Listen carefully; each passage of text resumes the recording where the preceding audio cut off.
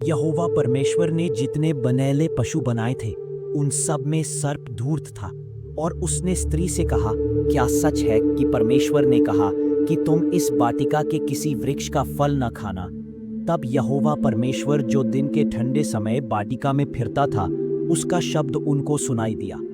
तब आदम और उसकी पत्नी वाटिका के वृक्षों के बीच, यहोवा स्त्री ने सर्प से कहा, इस वाटिका के वृक्षों के फल हम खा सकते हैं, पर जो वृक्ष वाटिका के बीच में है उसके फल के विषय में परमेश्वर ने कहा है कि न तो तुम उसको खाना और न उसको छूना, नहीं तो मर जाओगे।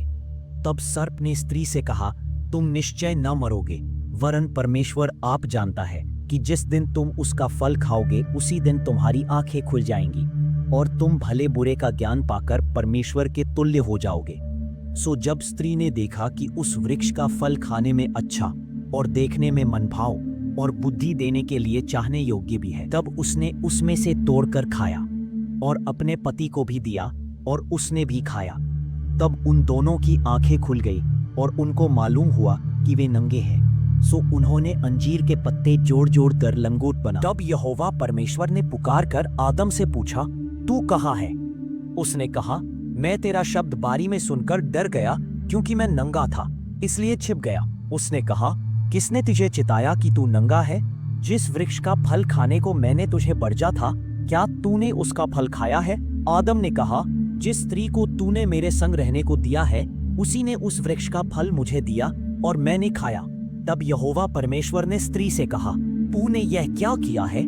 स्त्री ने कहा, सर्प ने मुझे बहका दिया, तब मैंने खाया। तब यहोवा परमेश्वर ने सर्प से कहा, तूने जो यह किया है, इसलिए तू सब घरेलू पशुओं और सब बनेले पशुओं से अधिक शापित है।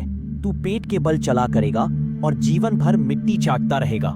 और मैं तेरे और इस स्त्री के बीच में और तेरे वंश और इसके वंश के बीच में बैर उत्पन्न करूंगा। वह तेरे सिर को कुचल डालेगा और तू उसकी एड़ी को डसेगा।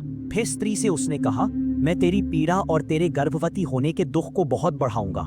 तू पीड़ित होकर बालक उत्पन्न करेगी और तेरी लालसा तेरे पति की ओर होगी और वह तुझ पर प्रभुता करेगा। और आदम से उसने कहा, तूने जो अपनी पत्नी की बात सुनी और जिस वृक्ष के फल के विषय मैंने तुझे आज्ञा दी थी कि तू उसे ना खाना, उसको तूने खाया है, इसलिए भूमि तेरे कारण शापित है।